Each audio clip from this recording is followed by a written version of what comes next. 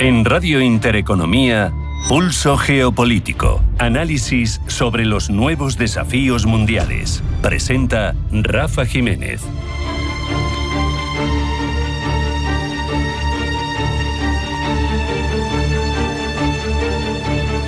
Bienvenidos a Pulso Geopolítico. La cumbre entre CELAC y China, la Comunidad de Estados Iberoamericanos y del Caribe, celebrada en Pekín, no es solo un encuentro diplomático más, merece otro tipo de lecturas de mayor calado. Es una manifestación clara de la apuesta de Pekín por Iberoamérica y un desafío directo, aunque tácito y no en principio beligerante, a la centenaria doctrina Monroe de Estados Unidos. Es una muestra más de la reconfiguración fundamental del orden internacional que estamos viviendo. Hay que recordar que esa doctrina Monroe sentó la base de la política exterior de Estados Unidos en un mundo en el que este país estaba creciendo de forma importante y quería salvaguardar sus espaldas. Esta doctrina evolucionó particularmente bajo el corolario Roosevelt hacia una justificación para intervenir militar e incluso políticamente en cualquier cuestión que le interesara a Estados Unidos dentro de la parte sur del continente, consolidando la percepción del famoso patio trasero del que tanto se ha hablado de Washington. Pero la geopolítica, lo sabemos, no es estática, todo lo contrario. El ascenso de China como potencia económica y también estratégica de forma reciente, sabemos que supone un cambio de paradigma para la realidad a la que nos enfrentamos. Pekín, también sabemos, por el estilo de sus gobernantes, no busca una confrontación directa, ni una influencia de tipo político, ni tener presencia militar. Busca, con una estrategia paciente y multidimensional, que tiene diversas facetas, acercarse al poder económico, al comercio, a la inversión y a la cooperación en infraestructuras. La presencia de líderes en Pekín de la talla, obviamente, de Xi Jinping, que era el anfitrión, pero también de Colombia, de Chile, de Brasil, es un hecho importante que recalca la relevancia de este encuentro. La Cancillería china hablaba de trabajar juntos para crear un supermercado de 2.000 millones de personas y prometiendo apoyarse mutuamente en cuestiones de intereses fundamentales. Si hablamos de que Mercosur es fundamental para la independencia de la Unión Europea en el contexto global que estamos viviendo, imagínense lo que puede suponer si incorporas a esa ecuación de Mercosur toda la economía china y el mercado interior chino. China, además, está invirtiendo de forma importante y decidida en infraestructuras vitales. Ejemplos como la financiación del macropuerto de Chancay, en Perú, que permite hacer más fácil la distribución de sus mecanismos a lo largo y ancho de todo el mundo, muestra una apuesta que responde a la necesidad china, por un lado, de asegurar el suministro de recursos naturales, pero que tiene ida y vuelta también la necesidad de distribuir todos sus productos manufacturados. Pero es que además, en un win-win, los países receptores de esas infraestructuras financiadas por China modernizan su campo civil, su campo de infraestructuras, que en muchos casos son viejas, incapaces, y permiten diversificar sus socios económicos. China ha mostrado con esa estrategia estar dispuesta a financiar y a construir proyectos de gran escala donde otros socios, como Estados Unidos, tradicionalmente preponderante en la zona, tienen reticencias de gobernanza, de exigencias políticas, y además esto tiene una dimensión política, porque la asociación con China y otros actores globales permite también a estos países, especialmente a los más grandes de todo el entorno iberoamericano, afirmar su autonomía, desafiar esa noción anacrónica que hemos comentado al principio, la de patio trasero de Estados Unidos. Un desafío que, como decimos, no se manifiesta desde una retórica beligerante hacia Washington, todo lo contrario, es una forma de discutir, de plantear una realidad alternativa con hechos y no con palabras, de discutir esa validez de la doctrina Monroe con hechos consumados de índole económico. Asistimos, al final, tenemos que analizarlo así porque es la realidad, a una reconfiguración del orden mundial hacia una realidad, en principio, multipolar. El sur global ya no es un mero espectador, no es un peón en manos de los países ricos del norte. Son actores con agendas propias, con un peso demográfico cada vez más grande, con un peso económico también cada vez más grande y con una clarísima voluntad, que aquí está una de las diferencias más fundamentales, de afirmar su soberanía, de afirmar su agenda en los asuntos mundiales y sobre todo de reclamar que se escuche y se tenga en cuenta una voz que históricamente ha sido claramente ninguneada. La búsqueda, por ejemplo, de alternativas al dólar como moneda de referencia en los intercambios globales demuestra también un intento de que esa reconfiguración del orden mundial no sea solo en instituciones multilaterales, sea de forma práctica, en algo tan concreto como es el comercio internacional.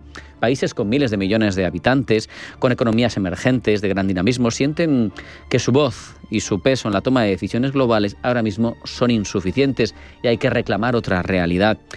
Hay que reconocer que el sistema de gobernanza global que seguimos viviendo vive anclado en una época post-Segunda Guerra Mundial. No representa la realidad de una humanidad global que es menos capaz ahora mismo de afrontar los desafíos contemporáneos, cambio climático, pandemia, desigualdad.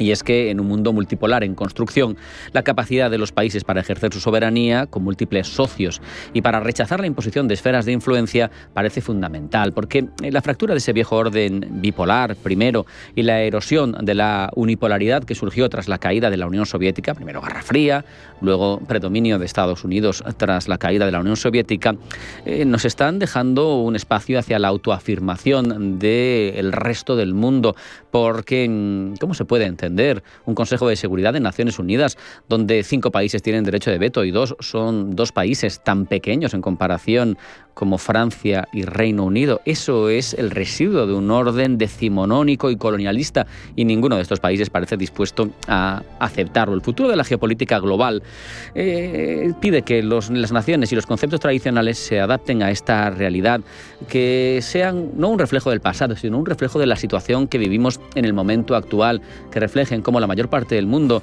está en otros continentes, está en otros países que hasta ahora no habían pintado nada. Y si no entendemos eso desde naciones consolidadas y que hemos tenido la preponderancia mundial históricamente, como son los países que forman la Unión Europea, no entenderemos hacia dónde va el futuro del mundo y de ese orden multipolar. Habrá que ver si contribuimos a construirlo o si nos quedamos fuera de él. Vamos a hacer una pequeña parada. Tras la publicidad volvemos con los titulares que elabora Blanca El Tronco. No se marchen porque sigue Pulso Geopolítico en Intereconomía.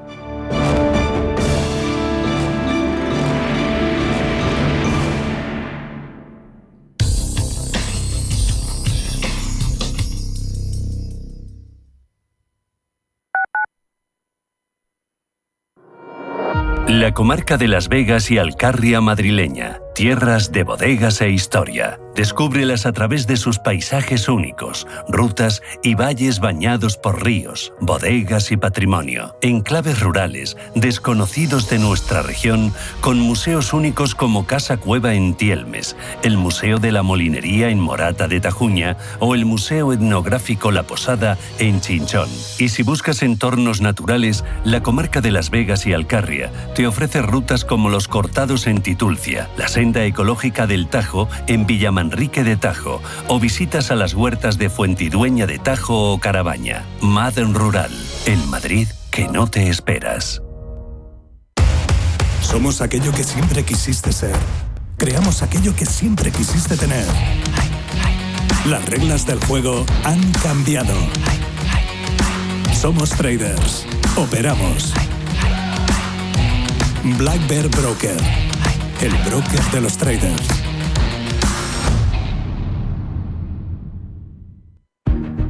Amparo Larrañaga, Ruth Díaz, Cecilia Solaguren y Ana Carreño van a escalar el monte Fitzroy en la Patagonia. Es una pared muy complicada. Yo lo intenté una vez. ¿Crees que lo lograremos? Fitzroy, la nueva comedia de Jordi Galcerán. Más información y venta de entradas en teatromaravillas.com. ¡Subimos! Cada vez que vienes a descubrir Madrid, aprendes de su gente, sabores y costumbres, respetas la naturaleza y contribuyes al cuidado del patrimonio. Este es el legado de tu viaje. Proyecto financiado por la Unión Europea Next Generation, Plan de Recuperación, Gobierno de España, Comunidad de Madrid. Los mercados financieros, las bolsas más importantes, información clara y precisa. Esto es Radio Intereconomía.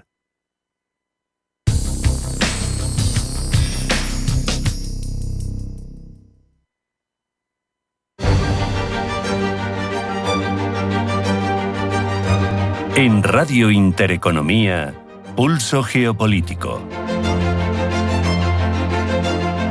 Abordamos ya las principales noticias del ámbito internacional que hemos conocido hoy, primero en forma de titulares que elabora Blanca del Tronco. Blanca, bienvenida, buenas tardes. Buenas tardes. Trump se entrevista en Arabia Saudí con el presidente sirio. El presidente de Estados Unidos se ha reunido con el presidente interino de Siria, Ahmad al-Shara, en Riad, en lo que es la primera reunión entre líderes de estas dos naciones en 25 años. Ambos se han reunido antes de una cumbre más amplia de los estados del Golfo Pérsico en Arabia Saudí.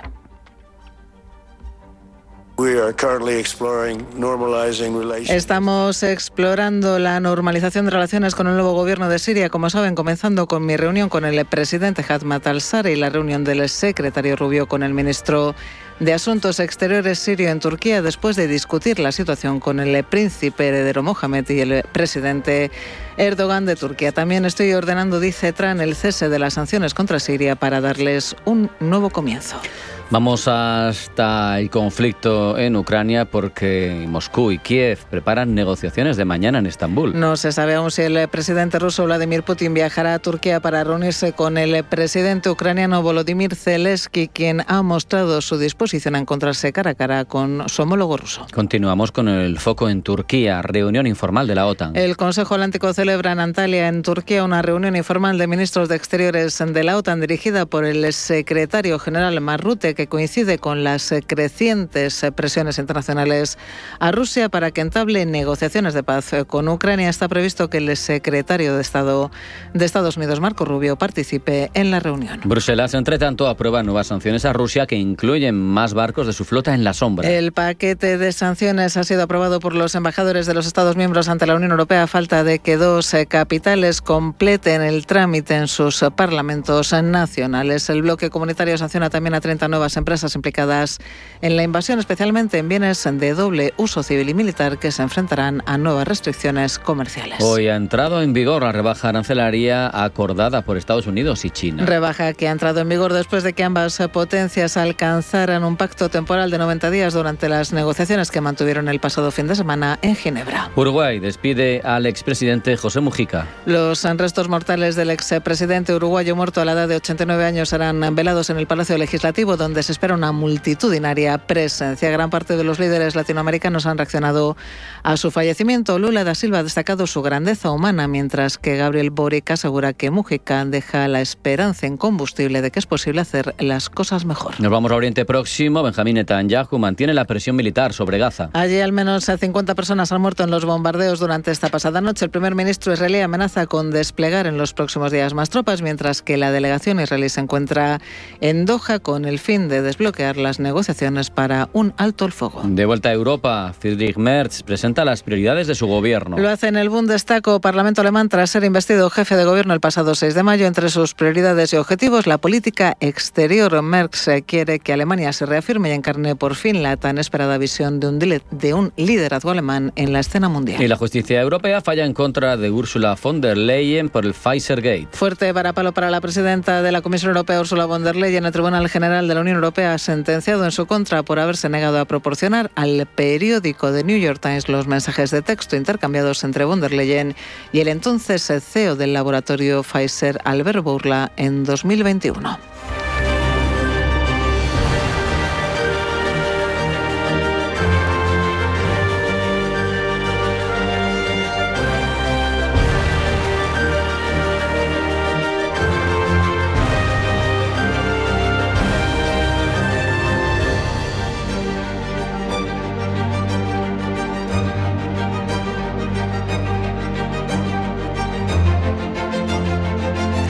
Y ahora, después de haber conocido en forma de titulares esas noticias más relevantes, las ampliamos, Blanca. Trump continúa su gira por Oriente Medio, que le está sirviendo, entre otras cosas, para iniciar el proceso de normalización de relaciones con Siria tras reunirse con el presidente Ahmed al-Shara y levantar las sanciones económicas después de más de 14 años de aislamiento económico. Pablo Llanone. Donald Trump ya lo dijo, este viaje iba a ser histórico y lo está siendo.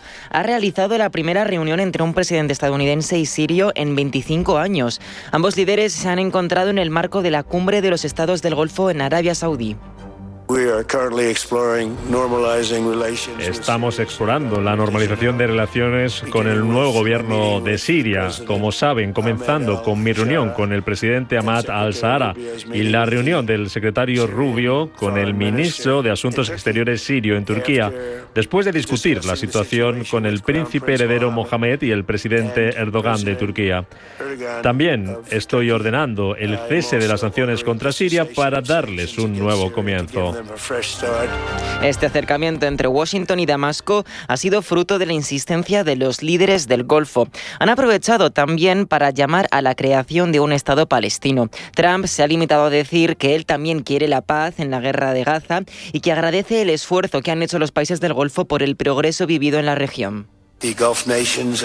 Las naciones del Golfo están a la vanguardia de la creación de un Medio Oriente estable, pacífico y próspero, y debo decir que he visto ese progreso.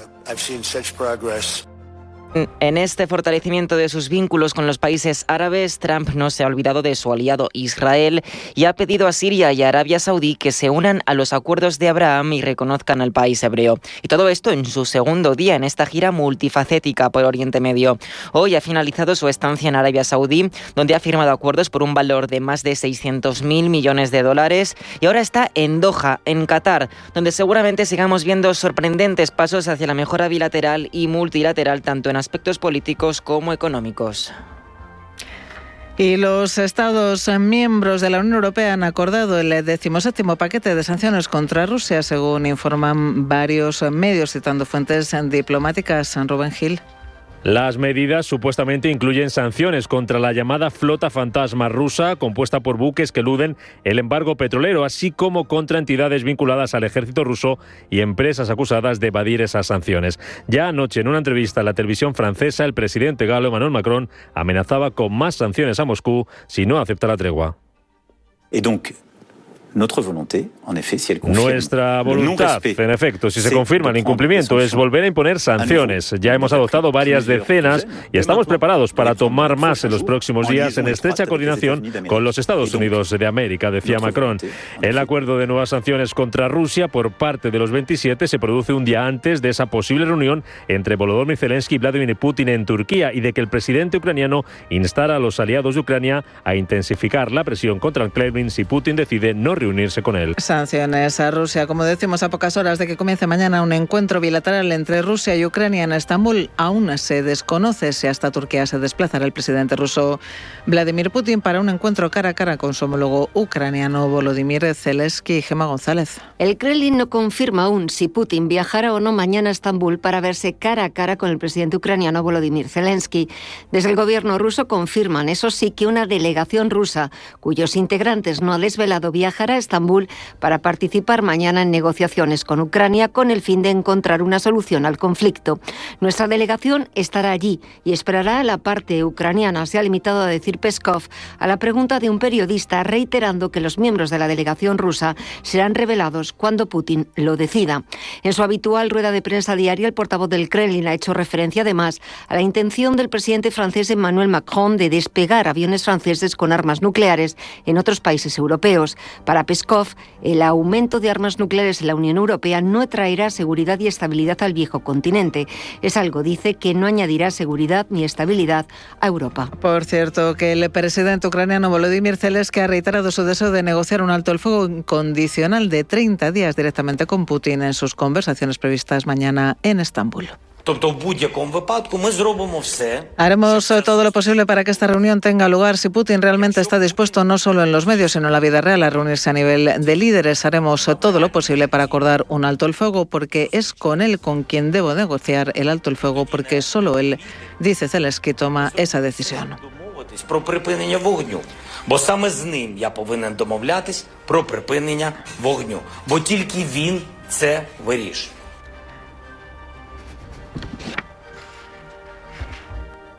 Ми запропонували президенту Трампу доєднатись. Я не знаю рішення президента Сполучених Штатів Америки, але у будь-якому випадку, якщо Zelensky, que cree que Putin tiene miedo de reunirse con él, ha invitado a Trump a unirse a las conversaciones. імпульс до того, щоб Путін прилетів. Para el presidente ucraniano, si la reunión no se realiza,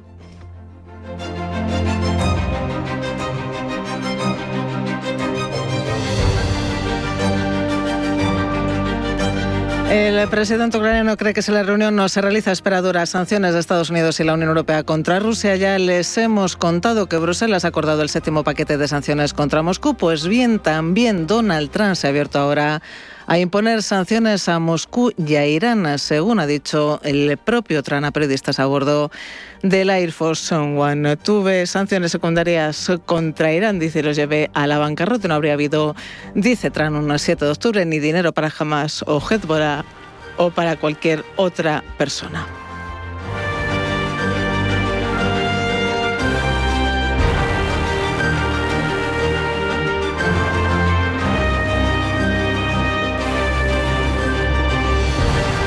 Y el Papa León XIV ha asegurado, lo ha hecho desde la Santa Sede, que el Vaticano está siempre dispuesto a ayudar a unir a los enemigos y ha hecho un llamamiento a los líderes mundiales para que se reúnan con él y negocien. El Papa ha asegurado que hará todos los esfuerzos posibles para que esta paz prevalezca, mencionando los conflictos en Ucrania, Líbano, Siria, Oriente Medio, Tigre y el Cáucaso, y ha instado a los cristianos de Oriente Medio a no irse, afirmando que se les debe dar la oportunidad, y no solo de palabras, de permanecer en sus tierras nativas con todos los derechos necesarios para una existencia segura.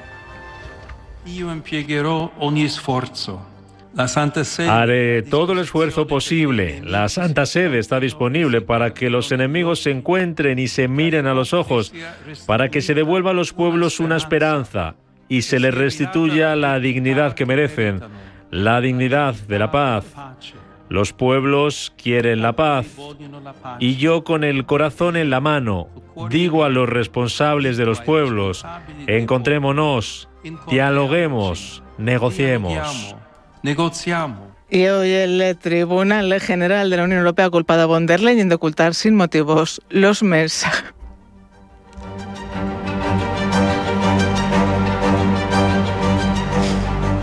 La comisión no facilitó a la periodista del New York Times, Martina Stevie, el acceso a estos mensajes en medio de una investigación sobre los contratos millonarios que permitieron el suministro de más de 1.800 millones de dosis en plena pandemia. Los servicios de la Comisión Europea denegaron esta solicitud.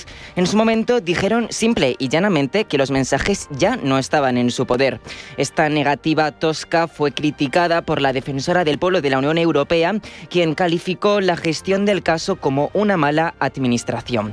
Ahora la Comisión explica que no habían guardado el registro de estos mensajes al no considerarlos relevantes desde el punto de vista legal. El Tribunal General no aprueba que la Comisión no diese más explicaciones a la periodista en su momento. Es su principal argumento para fallar a favor del medio estadounidense. Fue, dice, censura. El presidente del Tribunal General de la Unión Europea, Mark van der Wout, confirma que la Comisión tendrá que hacerse responsable de los costes del proceso judicial, pero más allá de esto no habrá consecuencias legales para la institución. Eso sí, asienta un antecedente importante en torno a la transparencia y las comunicaciones electrónicas por parte de los altos cargos de la Unión Europea. Y la izquierda latinoamericana llora la muerte del expresidente uruguayo Pepe Mujica. A la edad de 89 años, el político sufría cáncer de esófago desde abril de 2024. Es guerrillero tupamaro, líder del Movimiento de Participación Popular y referente de la izquierda latinoamericana. Mujica deja un valioso legado fruto de una vida dedicada a la lucha social. Es lo que le llama la atención del mundo, que vivo con poca cosa, una casa simple, ando con un autito bien. Esas son las novedades que tiene el mundo para ver. Pero este mundo está loco. Dicen que yo soy el presidente pobre. No, yo no soy presidente pobre. Pobres son los que quieren más, los que no le alcanza nada. Esos son pobres, porque se meten en una carrera infinita. Entonces no le va a dar el tiempo, la vida ni nada. Yo tomo la austeridad como camino y el renunciamiento liviano de equipaje para tener tiempo para hacer lo que a mí me gusta. Gran parte de los líderes latinoamericanos han reaccionado a su fallecimiento. Lula da Silva ha destacado su grandeza humana, mientras que Gabriel Boric asegura que Mujica deja la esperanza incombustible de que es posible hacer las cosas mejor. Y reacción también en nuestro país. Sánchez recuerda a Mujica como un mandatario que creyó en un mundo mejor, mientras que Feijóo destaca que pese a las diferencias ideológicas, Mujica siempre fue una persona, dice, cordial y hospitalaria.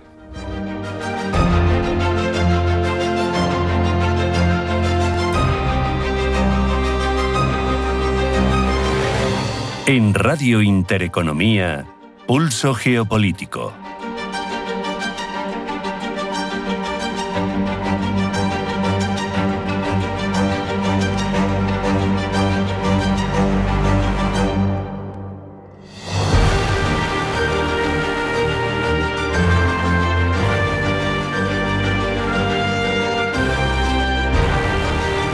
Repasamos ahora cómo nos cuentan los principales rotativos internacionales toda la actualidad geopolítica del globo.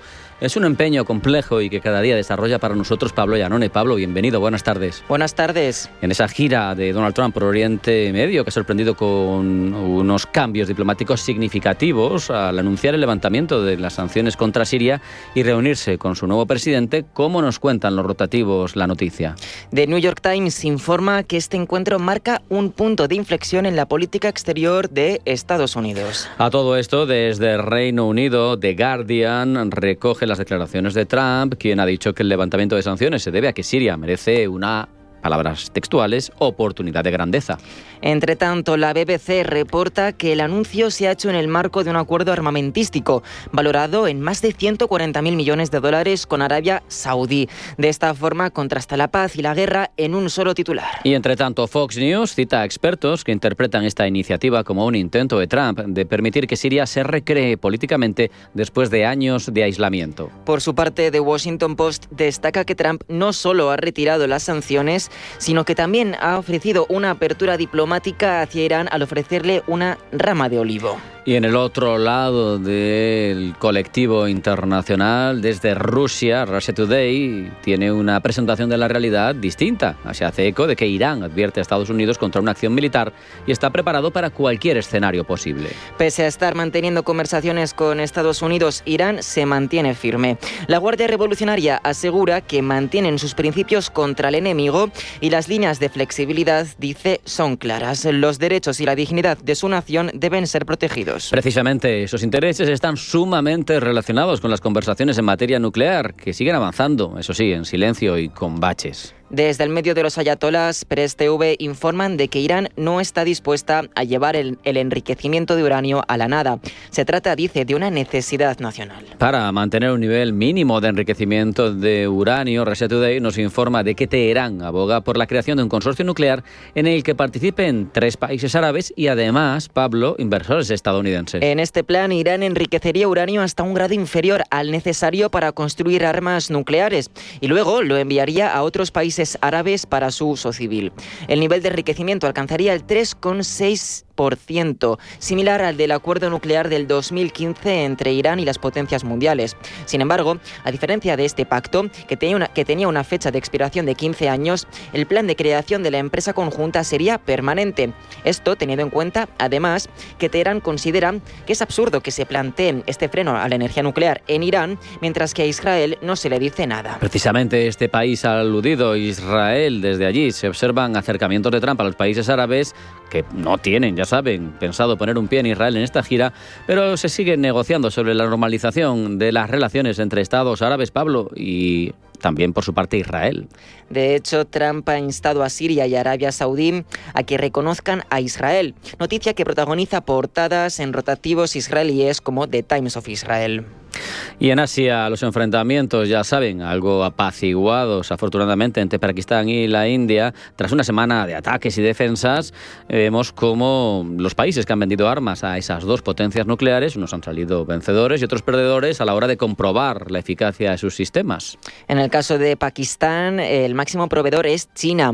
En The South China Morning Post, precisamente, se muestran orgullosos ante el revelador ataque hipersónico de Pakistán contra un ataque de India. Las imágenes publicadas por las autoridades pakistaníes muestran el uso de los misiles CM-400 AKG que utilizaron para llevar a cabo esta misión de defensa. Estos misiles, dice el medio chino, fueron fabricados por la Corporación de Ciencia e Industria Aeroespacial de China. Y mientras tanto, desde la otra parte, desde Hindustan Times, se hacen eco de que Nueva Delhi cuenta con su propio armamento. Bhargavastra es el sistema autóctono de bajo coste que India posee para contrarrestar drones en modo de destrucción masiva, dice The Hindustan Times. Ahora mismo, por cierto, lo están probando en medio de la calma que ha llegado después del acuerdo de alto el fuego alcanzado con Pakistán. Alto el fuego, por cierto, del que nos informa The Guardian, destacando el rol que habría jugado Marco Rubio como secretario de Estado, ahora también asesor de Seguridad Nacional, recordemos, tras la destitución de Mike Waltz. El medio se pregunta cómo las dos potencias nucleares han pasado del abismo a la paz de pronto. Pues bien, nos informa de que cuando la guerra nuclear se convirtió en una posibilidad real, Trump encargó a Marco Rubio que negociase con el jefe del ejército pakistaní, el general Asim Munir, quien parece tener el volante en Islamabad en cuanto a la fuerza militar se refiere.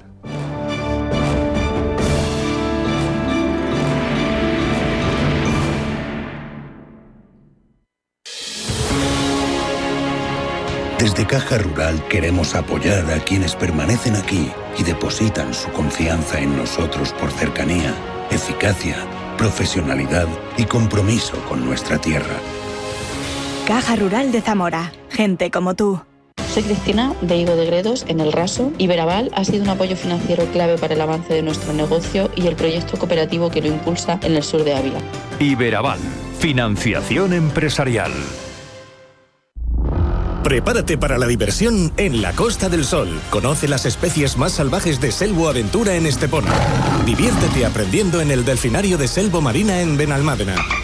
Y viaja por el cielo de la Costa del Sol en el teleférico Benalmádena. Mercado de divisas, la actualidad del euro, el dólar, la libra y todo el mercado Forex. Un programa presentado por Alba Puerro. Elige tu propio camino en el mundo de la inversión. Mercado de divisas, los miércoles de 10 a 11 de la noche en Radio Intereconomía.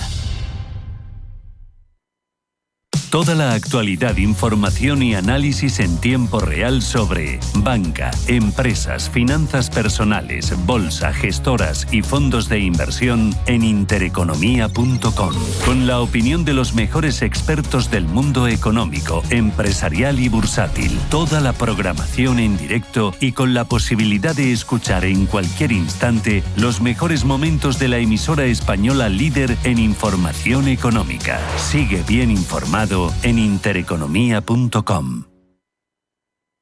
Viajes, destinos, cultura, gastronomía hacen diferente a cada viajero. Recorre el mundo cada semana con nuestro programa de viajes Clase Business. Descubre los mejores destinos de lujo y experiencias exclusivas de una manera diferente. Cada sábado de 12 a 1 del mediodía, escucha Clase Business con Elena Fraile en Radio Intereconomía.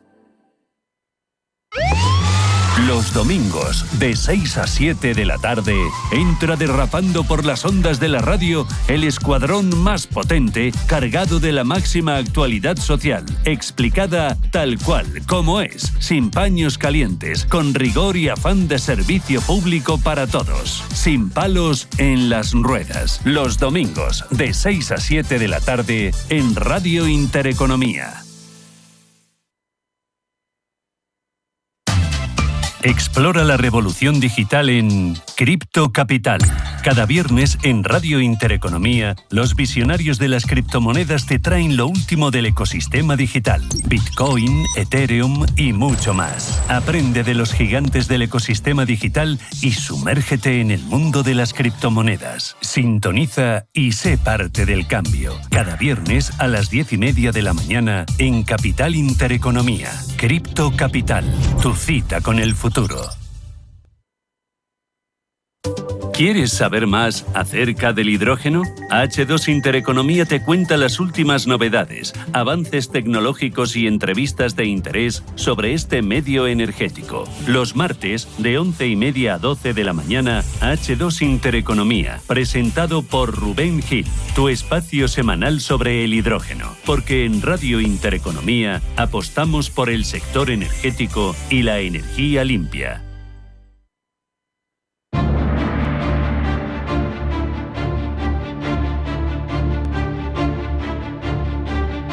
En Radio Intereconomía, Pulso Geopolítico. El grupo armado Partido de los Trabajadores del Kurdistán ha anunciado su disolución, poniendo fin a 40 años de un conflicto con Turquía que ha causado más de 40.000 víctimas y miles de detenidos. Una noticia que llega después de palabras en esa línea de su líder histórico, encarcelado hace más de un cuarto de siglo.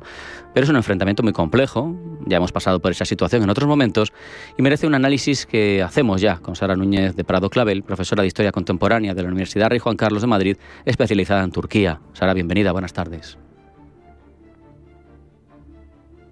Sara, buenas tardes. Parece que tenemos problemas con esa conexión, Sara.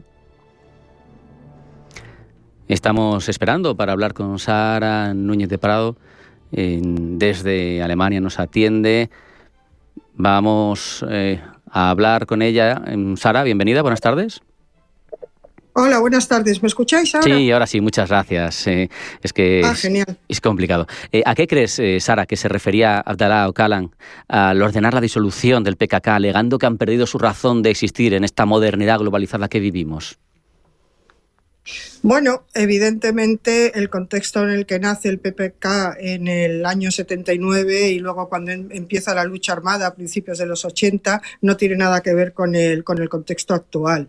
Y luego también, ni es la primera vez que hay una negociación de paz, ni es la primera vez que se habla de todo esto. Sí es la primera vez que se habla casi de la disolución y, por supuesto, de dejar las armas, y eso es lo importante. Hay un contexto general, que es lo que está pasando en Siria, hay un contexto general que es el propio Erdogan dentro de Turquía, la necesidad que tiene de tener una mayoría en la Asamblea Nacional Turca, en el Parlamento, porque tiene cosas que hacer y no tiene suficiente mayoría. Entonces puede ser un momento en el que la debilidad del PKK en Siria, la debilidad por otra parte del gobierno de Erdogan y un poco todo lo que es el contexto general de lo que está pasando en Oriente Medio, que tampoco tenemos que olvidar, más la situación de que los kurdos en Irak están más o menos con un autogobierno desde el año 17, pues todo eso evidentemente ha cambiado el contexto internacional de manera importante. Sara, ¿sería muy aventurado hacer un paralelo de este proceso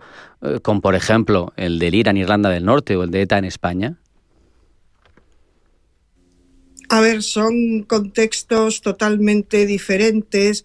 Es difícil hacer un paralelo porque en el contexto de la Turquía actual pues es muy difícil que un partido kurdo, ya no te digo el PKK, sino el propio DEM o lo que era antes el HDP, puedan llegar a formar gobierno o puedan llegar a tener papel en el gobierno, como por ejemplo ocurrió en Irlanda y como casi parece que puede pasar en España también. No es el mismo contexto, yo por lo menos no lo veo. ¿Cómo crees que ve el pueblo turco la posibilidad de un mayor respeto o de un reconocimiento incluso a la existencia de ese pueblo kurdo y de la lengua kurda y a su enseñanza, porque hasta ahora está completamente ninguneado? Son los turcos de las montañas. Bueno, sí, pero tampoco es tan exacto lo de completamente ninguneado. Piensa que ha habido determinadas épocas en las que han tenido ciertas libertades, ha llegado a haber una televisión en kurdo, etcétera, etcétera. Sí es verdad que a partir del 2015, cuando terminan las últimas negociaciones de paz, pues la cosa cambia un poco y vuelve a haber un poco más de represión. Pero sí hay más libertades y sí hay más respeto a los derechos humanos, por lo menos a nivel teórico, del que, por ejemplo, había en los años 80, cuando el PKK empieza su lucha. Entonces ahí sí hay un cierto cambio. ¿Cómo lo ve la sociedad? Pues es que depende mucho. O sea, vamos a ver, Turquía es un país enorme. No tiene nada que ver la ciudad con el campo, no tiene nada que ver el oeste con el este. Entonces, probablemente en la zona de este y sur, que es donde más mayoría kurda haya, pues los turcos que se consideran turcos y sean nacionalistas lo vean fatal. En las grandes ciudades más abiertas probablemente lo vean menos mal, pero no creo que se pueda generalizar. ¿Qué va a pasar? Ten en cuenta, sí, perdón, sigue, que te he cortado, sigue. No, que quería comentarte que ahora mismo, por supuesto, haciendo una reducción muy amplia de qué es lo que te voy a decir, pero tendríamos como tres grandes bloques. Por una parte, lo que son los nacionalistas de derechas, digámoslo así, que es el gobierno del AKP y todos sus seguidores. Luego tenemos los y islamistas, por supuesto. Luego tenemos los nacionalistas que no son islamistas, que sería la oposición más importante, y luego tenemos el otro grupo, que es precisamente el de los partidos prokurdos. Por lo tanto, sí hay un cierto, y que además ganaron representación en las elecciones del año 23. Eso quiere decir que sí puede haber una cierta tendencia a que socialmente, de manera general, se acepte bien ese cambio. Aparte que la gente está muy harta de la lucha también, claro, obviamente. Nos preguntamos qué puede pasar con los guerrilleros kurdos que estén dentro de Turquía, o con la relación geopolítica de Turquía, por ejemplo, con Irak o con Siria, si las cúpulas de exguerrilleros, que quizás sigan perseguidos, no lo sé, se terminan refugiando en estos países y quedando allí, porque al final se ha disuelto, no se ha disuelto, siguen estando allí. ¿Cómo se va a tratar a los guerrilleros del PKK, tú crees, conociendo la forma de actuar de Erdogan? Pues es que primero hay que saber cómo va a responder el gobierno, porque hasta ahora lo único que han hecho ha sido, pues digamos, una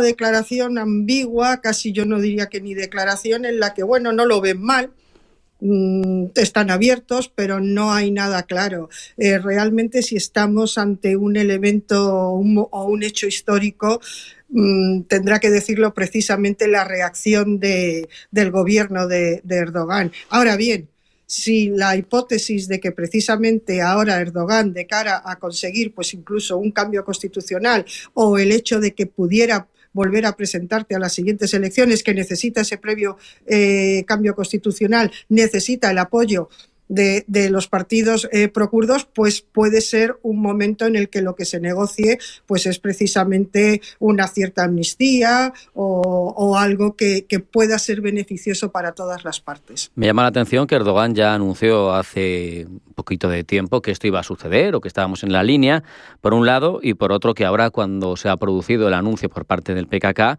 insisten en que no hay negociaciones entre el gobierno y el PKK, sino que es una decisión del PKK y que, bueno, que se irá asumiendo, ¿no?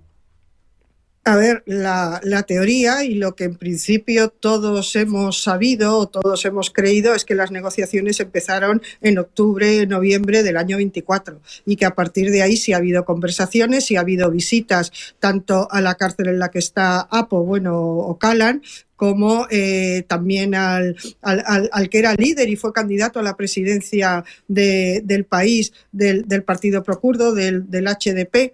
Y si ha habido negociaciones, vamos, si quieres llamarlas conversaciones, claro, no las llames negociaciones, pero que desde luego ha habido, vamos a dejarlo en contactos, sí. Uh-huh. Y no sé si se puede ahora mismo determinar o contar que estas dos decisiones, la de Öcalan primero pidiéndolo y la del PKK, terminan con la violencia kurda en Turquía, al menos de forma definitiva. No sé si es muy aventurado, si volveremos a ver un proceso fallido como el de 2015. Pues a ver, según las declaraciones de Öcalan, que además en un primer momento sí habló de la creación de un Estado kurdo, que eso realmente es muy, muy complicado, por no decir prácticamente imposible. Ahora lo que ha hablado es de una, digamos, autodeterminación, autonomía, es decir, un proceso político dentro de lo que es el proceso político turco en conjunto, pues, podemos... ¿Que se dejen las armas por parte del PKK? Parece claro que sí. Además, Öcalan es el líder en el más amplio sentido de la palabra. Es decir, el PKK son un montón de partidos, pero todos tienen un líder, los reconocen y en general siguen las indicaciones, y además en el Congreso, en el 12 Congreso Extraordinario que hicieron, así lo aprobaron. Pero también no olvidemos que la violencia también tiene que parar por el otro lado, claro, es decir, por parte del gobierno, porque el PKK puede dejar las armas, puede disolverse, puede todo lo que quieras, pero siempre pueden salir otros grupos que respondan a la violencia del gobierno si esta violencia sigue. Por lo tanto, hablar de paz me parece que es demasiado, de paz absoluta, me parece que es demasiado precipitado en estos momentos, porque no sabemos cómo va a reaccionar el gobierno de Turquía. Con esa reflexión nos quedamos. Sara Núñez de Prado Clavel, profesora de Historia Contemporánea de la Universidad Rey Juan Carlos, especializada en Turquía. Siempre es un placer aprender contigo. Muchas gracias, un abrazo, hasta la próxima. Muchísimas gracias a ti, siempre es un placer estar con vosotros.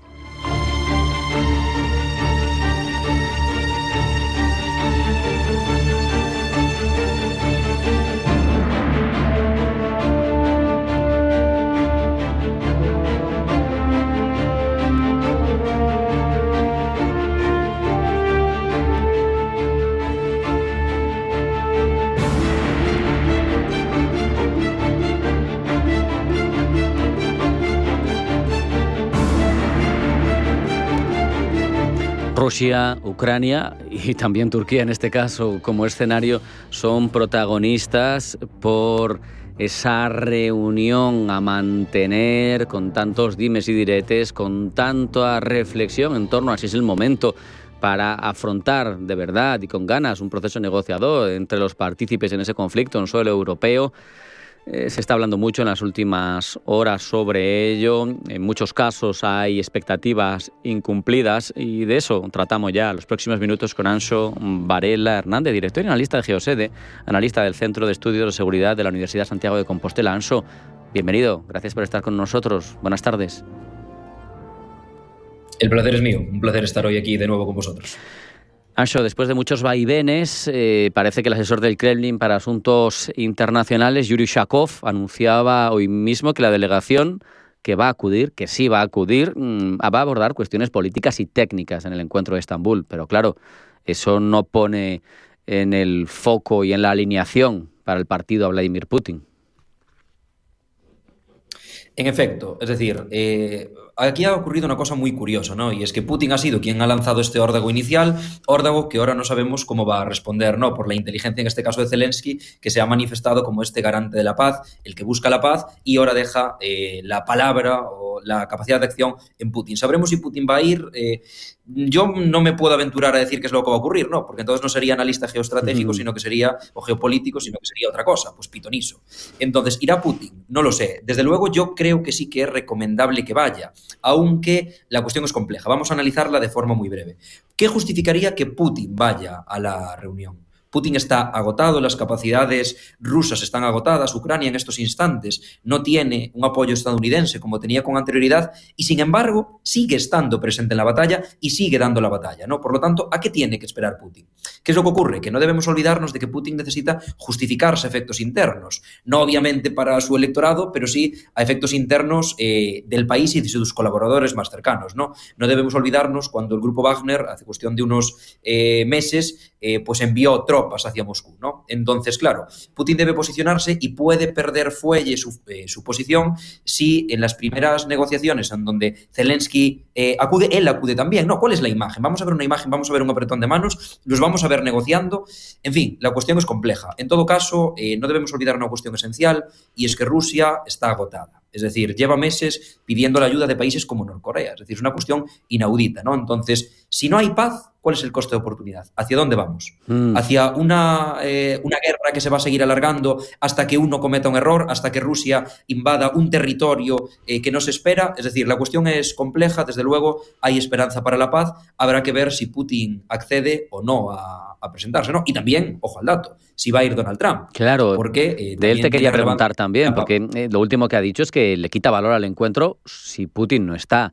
Putin parece que quiere mandar, después de haber lanzado la oferta, como tú bien explicabas, parece que para quedar bien con Trump, dice, no, yo mando una delegación, pero claro, Trump no le vale eso. A Zelensky obviamente no le vale, pero a Trump tampoco. Dice, esto no es lo mismo si no va Putin. Entonces ahí también se está jugando una baza en cuanto a apoyos y relaciones en este momento de quien realmente condiciona el futuro importante.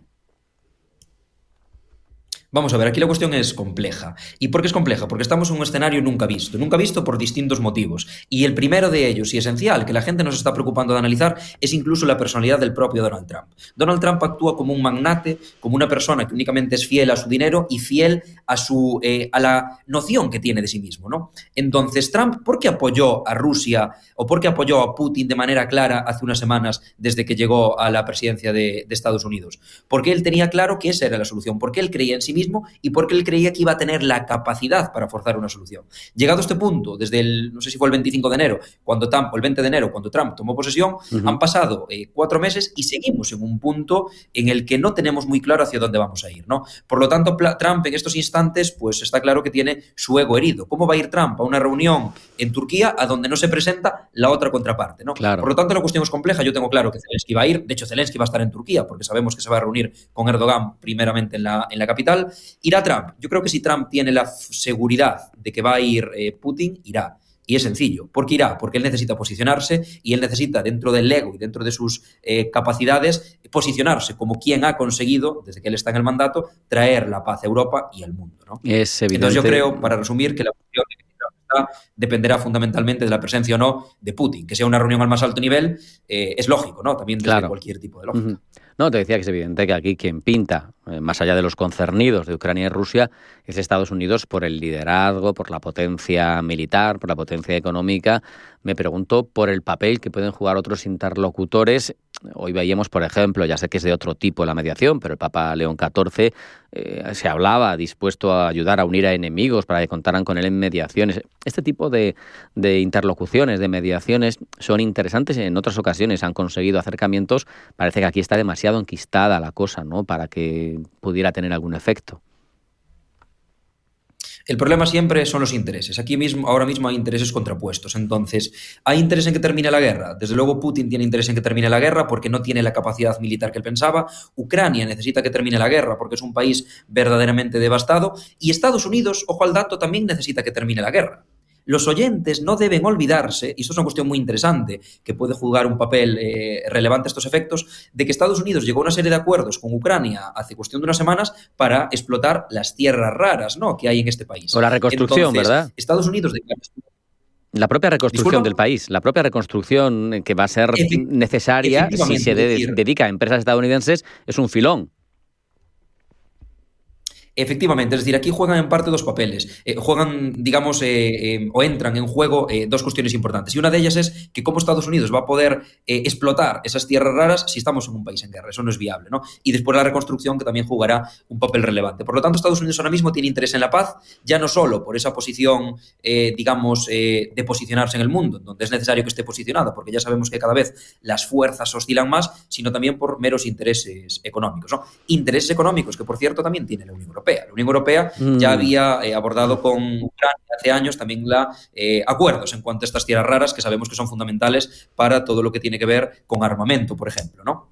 En principio, ese acuerdo firmado por Estados Unidos y por Ucrania exime en una de sus cláusulas de la reconstrucción precisamente a países, dice algo así como que hayan contribuido a la destrucción de Ucrania. Es una cláusula ad hoc contra China para que no se aproveche, tan inversora que es en infraestructuras, de luego la reconstrucción del país. Pero yo me pregunto, sobre todo, Anxo, tú has mencionado a la Unión Europea y no hablo de la reconstrucción, en la que, como buen contribuyente a la defensa de Ucrania, seguramente el plan de Trump algo le dejará, aunque sea migajas, sino en cuanto a la repercusión, a la relevancia geopolítica de una Unión Europea que es ninguneada una y otra vez por Washington y que en este caso también está siendo prácticamente un cero a la izquierda. Dan igual las propuestas que llegan desde Bruselas o desde sus integrantes más destacados, porque en la mesa, en ningún caso, el que sabemos seguro que no va a estar, va a ser Ursula von der Leyen o Antonio Costa o quien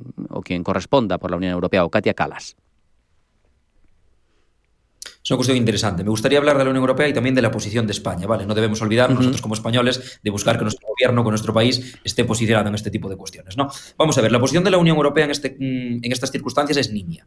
Y es nimia porque cuando estamos viendo un papel de la Unión Europea, un papel, aunque sea poco relevante, no es la Unión Europea en sí, sino que son determinados países, esa alianza de voluntarios, ¿no?, en donde pues hemos visto cómo han visitado por primera vez Kiev, estos 4 líderes juntos en Ucrania hace unos días, ¿no?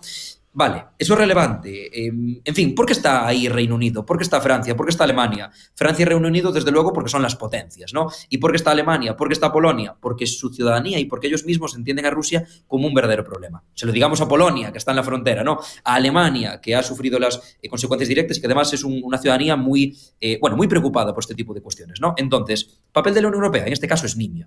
Debería ser otro, sí, pero fijaos, las declaraciones que hubo después de este encuentro fueron muy curiosas, ¿no? Porque los líderes emitieron un comunicado conjunto en donde apoyaban los esfuerzos del presidente Trump en pro de la paz. Es decir, hace unas semanas estamos viendo cómo Trump nos ningunean tanto Unión Europea, pero ahora apoyamos y valoramos sus esfuerzos. No nos queda otra. También hay que entender que la Unión Europea está en una posición debilitada, formamos parte de la OTAN, formamos parte de una alianza con un socio, con un partner que, bueno, vemos cómo está actuando por consecuencia de quien dirige el país, ¿no? Entonces, la Unión Europea está en una posición distinta, en una posición complicada, pero sí que se debería posicionar. Y España, de igual modo. Es decir, la ciudadanía española, Rusia no le preocupa demasiado porque lo vemos como algo alejado, pero España debería estar posicionado. Es cierto que la presidencia del gobierno en los últimos años ha hecho esfuerzos por estar bien posicionados, por tener un papel relevante, pero estamos viendo cómo quizás estos problemas internos que existen en España impiden que España esté posicionada, ¿no? Si se me permite un pequeño matiz, es relevante que estemos en una buena posición en estas circunstancias porque nuestro país debe exigir a la OTAN que se preocupe por el flanco sur. Sé que no es el objeto del debate, pero debemos centrarnos en eso. Es muy interesante, sí, sí. Es decir, hace cuestión de unas semanas se aprobaba un documento de defensa en el ámbito de la Unión Europea y al flanco sur se le dedicaban, digo, 2 líneas, no eran ni 2 líneas, es decir, era un pequeño comentario. España tiene que posicionarse porque un día tendremos un problema y veremos quién nos apoya y veremos de qué forma. Sé que, lo decías antes, no eres un augur, no tienes bola de cristal, pero si has estudiado otros procesos similares, ¿cómo ahora mismo crees tú que es más probable que encuentre un fin, o al menos un fin consolidado, no sé si definitivo, este conflicto? Quiero decir, un tratado de paz, una suerte de congelación del conflicto tipo Corea del Sur, Corea del Norte, porque no parece que ninguno quiera traspasar ciertas líneas rojas, y las de Rusia son muy claras, las de Ucrania son muy claras. Entonces, no sé si está muy lejano un acuerdo de paz de verdad, sino que a lo mejor tendremos un alto el fuego. ¿Cómo lo ves? No, vamos a ver. Bueno, no tengo una bola de cristal, lo que sí que tengo claro es que una congelación del conflicto no va a suceder, eso lo tengo claro, y yo creo que la solución tiene que venir por un acuerdo de paz. ¿Es positivo que esté Turquía en el medio? Sí que es positivo. Permítaseme la expresión de en el medio, pero quiero que sea gráfica, que se entienda, ¿no? Es decir, ¿por qué es relevante? Por la cercanía que tiene con Putin, también por la presencia en la OTAN e incluso geográficamente por dónde está situada, ¿no? Por lo tanto, eso puede ser un buen paso, desde luego. ¿Llegará el acuerdo de paz? Yo, sinceramente, veo complicado que llegue en estos instantes, no por la falta de voluntad de Zelensky, ni por la falta de voluntad de Trump, ni por la falta de voluntad de la Unión Europea, sino precisamente por la necesidad de Putin de justificar los esfuerzos que ha vivido su país, porque no debemos olvidarnos que esta guerra ha debilitado mucho a Rusia, económicamente y en cuanto a esfuerzos personales y materiales. Por lo tanto, quizás esta no sea, digamos, la reunión definitiva, pero yo creo que sí que estamos en el buen camino y tenemos que aprovechar, en este caso, pues, la presidencia de Donald Trump, que dentro de sus múltiples errores y dentro de sus escepticismos y todas las cuestiones que se pueden criticar, yo creo que su manera de entender el conflicto, de entender el mundo, puede ser positiva para ello. Que la Unión Europea se posicione, no nos olvidemos de ello, más allá de con simples alegorías, con acciones y estando presente. Tenemos que estar presentes. Y España también. La ciudadanía debe exigir eso a nuestros gobiernos. Con esa reflexión nos quedamos. Anso Varela Hernández, Geosede, Universidad de Santiago de Compostela. Muchas gracias, un abrazo y hasta la próxima. Un saludo desde Galicia, un placer. Nos vamos a marchar, no hay tiempo para más en esta edición de Pulso Geopolítico en el que hemos hablado de kurdos, de Turquía, de las noticias de la jornada y, cómo no, de la cuestión estrella de si habrá reunión de paz o cómo irá finalmente, quién acudirá a esa reunión en Estambul, Rusia, Ucrania, Estados Unidos. Hasta aquí, Pulso Geopolítico. Sean felices, pasen buena tarde y mañana más.